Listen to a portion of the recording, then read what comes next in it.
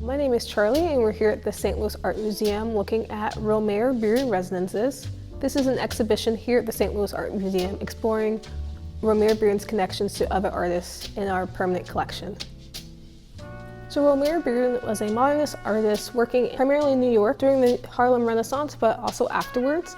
This artist is important for depicting the Black experience, Southern scenes, jazz scenes, but in the context of this exhibition, we're exploring his relationships with other artists, really highlighting that Bearden was a man really entrenched in his community. Romare Bearden was in conversation with artists such as Norman Lewis, Robert Blackburn, and Sam Middleton. As a curator, I hope when you come to the museum and you're inside the exhibit, you're able to make the connections between Bearden and his contemporaries. They're talking to each other about jazz music. Norman Lewis and Romare Bearden were also part of this artist group called Spiral, and they were thinking about the Black artist's place during the Civil Rights movement.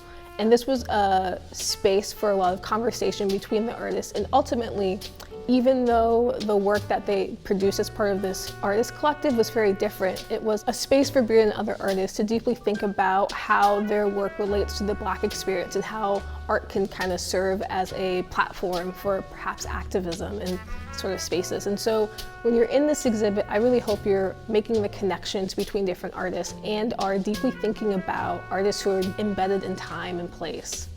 When you come to the museum to see this exhibit, you can expect to see Summertime, a work that's not been on view for nearly 20 years. So this exhibit is a really exciting opportunity to see a rarely displayed work.